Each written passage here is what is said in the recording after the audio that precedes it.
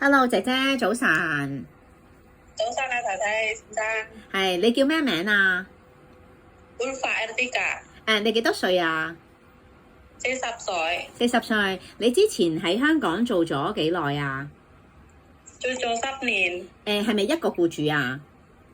，10年一個僱主，咁你照顧咩人㗎？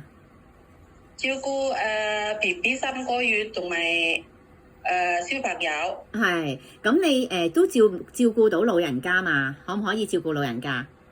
都可以。係啊，你識唔識得同老人家換片啊、刷牙啊嗰啲啊？識啊！之前喺邊度學啊？學換尿片嗰啲，定係做過㗎都？咩啊？你之前喺邊度學即係換尿片啊嗰啲㗎？即係公司嗰啲咯學。啊，OK，都有做過嘅。好，咁係，咁你想嚟香港而家咧，想再做幾多年嘢啊？甚至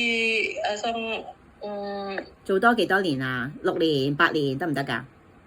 都得㗎。係啊，OK，好啊。咁你識唔識煮中國餸啊？識煮，例如有啲乜嘢啊？例如係啊，例如你識煮啲咩餸啊？整魚，係，整排骨，就菜咁樣，整解，係，仲有咧燜嘢嗰啲識唔識啊？燜嘢，燜排，燜雞翼，薯仔嗰啲係咪啊？係，燜排骨啊嗰啲都識係咪啊？係識得，識得。咕嚕肉嗰啲識唔識啊？識。係，好啊。煲湯咧，煲湯你識唔識煲啊？老火湯。煲湯我識煲。嗰啲紅蘿蔔係咪啊？係啊，紅蘿蔔、青蘿蔔嗰啲。加豬加啲咩啊？都煲龍眼嗰啲。龍眼豬骨咁樣係咪 ？OK， 好啊，你都識煲。好，咁你如果照顧小朋友或者老人家同房可唔可以啊？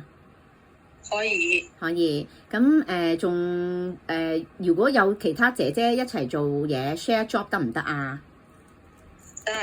都得，好啊。咁你而家有冇小朋友㗎？